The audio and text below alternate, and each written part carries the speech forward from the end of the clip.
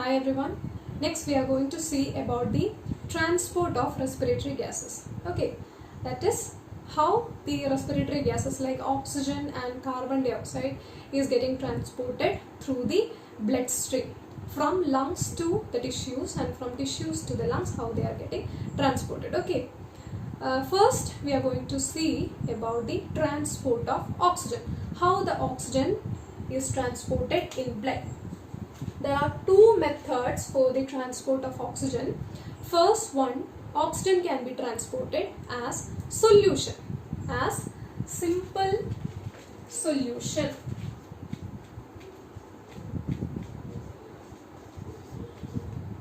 And second one is the most familiar method, that is oxygen can be transported in combination with hemoglobin, and that complex is known as oxyhemoglobin, as oxyhemoglobin.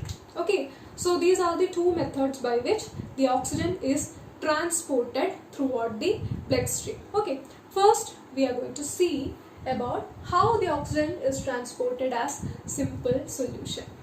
Okay, in the previous video we have already discussed about one characteristics of oxygen, that oxygen is soluble in water. Okay, oxygen can be dissolved in water, not very much, it is having a little solubility in water. So the oxygen can combine with the plasma of the blood. Okay, within the blood, you know that the fluid part of blood is known as plasma. So the oxygen can combine with the water in the plasma of the blood, and it can be transported throughout as a dissolved form, as a solution. Okay, and out of the total oxygen transported, we can see a negligible amount of oxygen is transported by this method.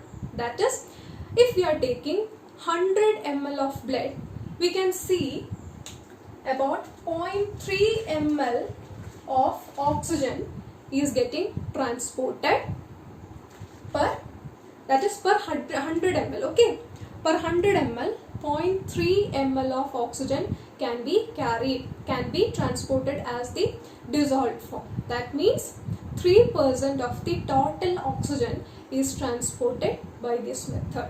Okay, and second we are going to see about the transport of oxygen as oxyhemoglobin.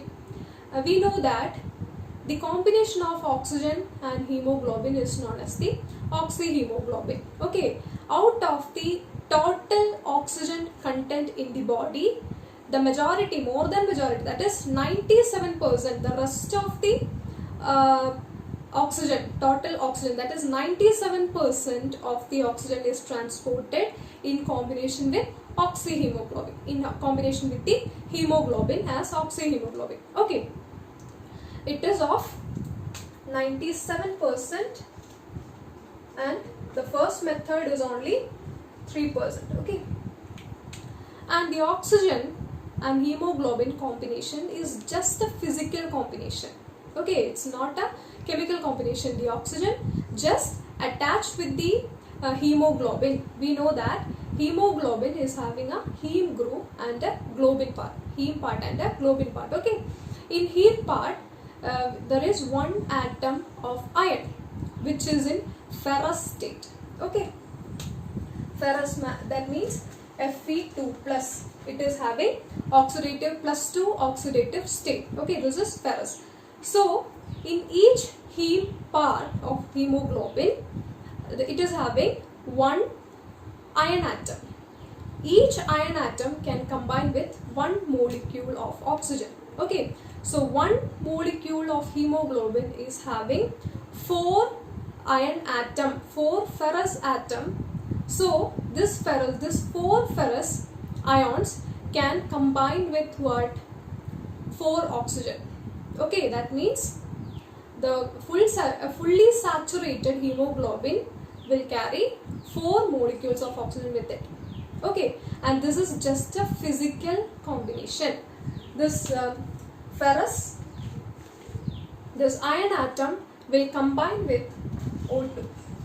there is no chemical combination happening here. Chemical combination means by gaining some oxygen, it can convert into oxidized form, right?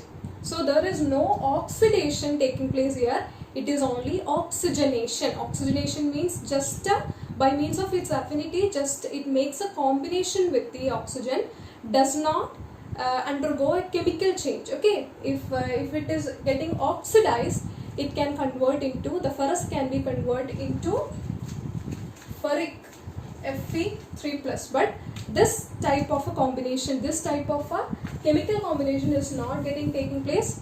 It's just combines with a physical combination with the oxygen. Okay, and one characteristics of hemoglobin, that is the affinity of hemoglobin, we have already seen in the previous video.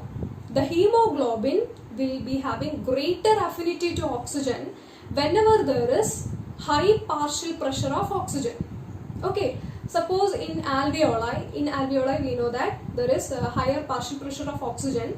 So when this blood, the reduced hemoglobin reaches the alveoli, what happens? When the hemoglobin reaches the alveoli where there is higher partial pressure of oxygen, the hemoglobin will be having maximum affinity to oxygen and it will readily combine with oxygen and forms oxyhemoglobin.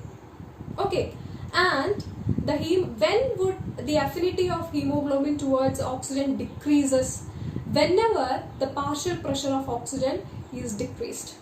Okay, for example, in tissues we know that by the immediate utilization of oxygen, the partial pressure of oxygen is low.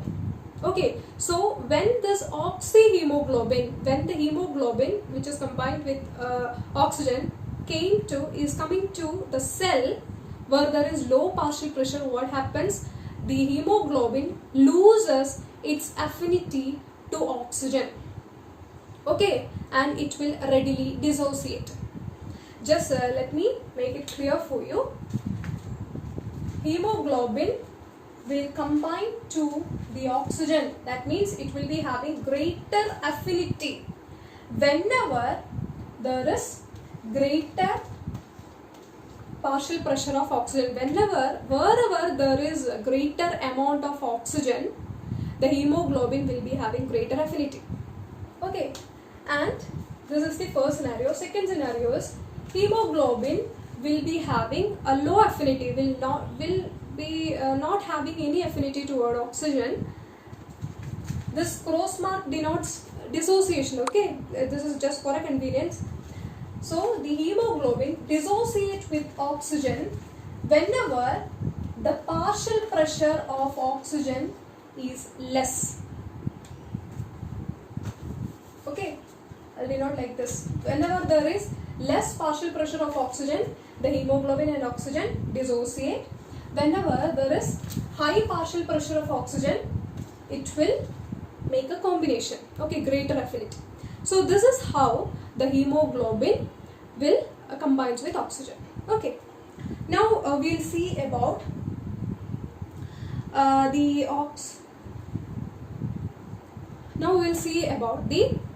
oxygen carrying capacity of hemoglobin.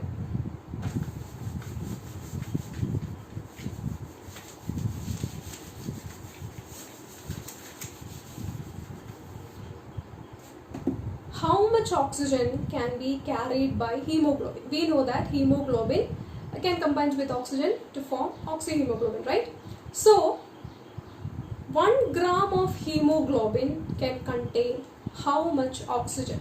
Okay, it is a fixed value, that is 1.34 ml of hemoglobin of oxygen can be carried by 1 gram. Okay, that means per gram. 1 gram of hemoglobin can carry 1.34 ml of oxygen. Okay, this is the case of 1 gram of hemoglobin. So we know that the normal value of hemoglobin is 15 gram per cent. That means if we are taking 100 ml of blood, we will get 15 grams of hemoglobin in it. Okay, so in body it is 15 grams per 15 gram percent. That means out of 100 ml. Okay, in 100 ml, how much hemoglobin is present? It is 15 grams. Okay, so how much would be the oxygen carrying capacity of this total hemoglobin? 1 gram carries 1.34 ml of oxygen. So 15 grams will carry, that is 15 into 1.34, that is 20.1. Okay, 20.1 ml percent. Okay, that means we are calculating this in 100 ml of blood. Okay, in 100 ml of blood there is 15 grams of hemoglobin. These 15 grams of hemoglobin can carry 20.1 ml of oxygen in it. So we can say that this is the total amount of oxygen in 100 ml. But please note this is only a hypothetical value. Okay, 20.1 is not actually the oxygen content in 100 ml. This is just a hypothetical value. The actual value is 19 ml percent. How it can be like this? It is not 20.1, it is 19 ml of oxygen per 100 ml of blood. Okay, this is because all the hemoglobin in blood cannot be fully saturated. Okay, this is the condition in which all the 15 grams of blood, 15 grams of hemoglobin in blood is fully saturated, we'll get 20.1 ml of oxygen. Okay, if all the 15 grams of hemoglobin is fully saturated. But this condition is just a hypothetical instance. Okay, it's just a hypothetical situation. Please listen. In blood, all hemoglobin cannot be fully saturated. Some hemoglobin can be non-saturated also. Okay, non-saturated. What is saturation? Saturation means the suppose if you are taking an example of a solution. Okay, I am taking one container and I am taking some water in it and I am adding some solutes in it. Suppose I am adding some salt. Okay, I am adding some salt into it. Salt will obviously dissolve in the water, right?